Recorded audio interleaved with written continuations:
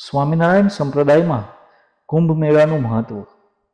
આજથી 243 વર્ષ પહેલાં અયોધ્યાથી નજીક છપૈયા ગામે ધર્મદેવ અને ભક્તિમાતા થકી સંવત 1837ના ચૈત્ર સુદ નોમના રોજ સહજાનંદ સ્વામીનું પ્રાગટ્ય થયું હતું.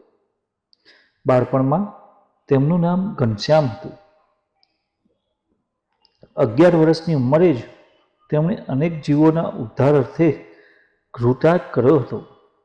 સંવત 1849ના ચાતુર્માસના પ્રારંભે સરયૂ નદીમાં સ્નાન કરવા નિમિત્તે તેમણે ભારતના તીર્થાટનનો પ્રારંભ કર્યો. આ દરમિયાન તેઓ હરિદ્વારમાં પધાર્યા ત્યારે કુંભ મેળો ભરાયો હતો. નીલકંઠ વર્ણી પણ ત્યાં રાત્રિ રોકાયા હતા. હરિદ્વારની ઉત્તરે ગંગાજી વહે છે. તેથી આગળ એક પર્વત પાસે શિવજીનું મોટું મંદિર છે. વર્ણીએ ત્યાં ગંગાજીમાં સ્નાન કરી એક વૃક્ષ નીચે ધ્યાન ધર્યું હતું. નીલકંઠ વર્ણી આ પાવન ભૂમિ ઉપર 5 દિવસ રોકાયા હતા. તેમની પાસે જે દર્શનાર્થી આવતા તેમને તેઓ ધર્મ, જ્ઞાન, વૈરાગ્ય અને ભક્તિની વાતો કરતા હતા.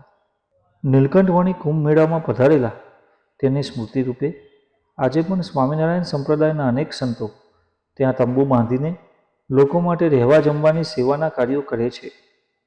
અને સત્સંગીઓ ઉપરાંત વિદેશમાં વસતા સત્સંગીઓ પણ એ ભૂમિના દર્શન કરવા જાય છે અને કૃતાર્થ થાય છે. નીલકંઠ વર્ણી એક વખત શ્રીપુરમાં પધાર્યા. ગામની બહાર તેમણે એક મઠ જોયો. તેના ઓટલા ઉપર તેમણે નિવાસ કર્યો. મઠના મહંતે તેમને કહ્યું કે તમે મઠમાં આવતા રહો. અહીં રાત્રે ઘણા પ્રાણીઓ આવે છે, તેથી તમે અંદર આવો. વર્ણીએ ના પાડી તો કહે કે તમે ગામમાં જાઓ, અહીં રાત્રે મૃત્યુનો ભય છે. વર્ણી કહે, મને મૃત્યુની બીક નથી. મહંત બારણા બંધ કરીને ચાલ્યા ગયા. નીલકંઠ વર્ણી ધ્યાન ધરવા બેસી ગયા. રાત્રિના 2 પ્રહર વીત્યા. ત્યાં કેસરીસિંહની ડણક સંભળાઈ. મહંત અને તેમના શિષ્યો બારીમાંથી જોવા લાગ્યા કે વર્ણીનું હવે શું થશે. સિંહ નજીક આવી ગયો. વર્ણી ધ્યાનમાંથી જાગ્યા અને સિંહ તરફ દ્રષ્ટિ સ્થિર કરી. સિંહ શાંત થઈ ગયો. થોડી વારે એ સિંહના શરીર ઉપર હાથ ફેરવવા લાગ્યો. આ જોઈ મઠમાં રહેનારા સૌ આશ્ચર્યચકિત થઈ ગયા. પરોઢ થતાં નીલકંઠ વર્ણી નદી તરફ સ્નાન કરવા ગયા. સિંહ તેમની પાછળ પાછળ ચાલવા લાગ્યો. સ્નાન કરીને વર્ણી પાછા આવી પૂજા કરવા બેઠા. મહંત બહાર આવી કહેવા લાગ્યા કે તમે સિદ્ધ પુરુષ છો, અમારા મઠમાં રોકાઈ જાઓ.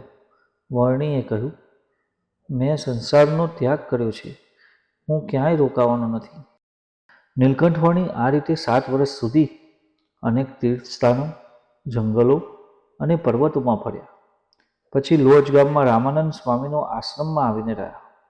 રામાનંદ સ્વામી પાસેથી તેમણે પીપલાણામાં દીક્ષા ગ્રહણ કરી.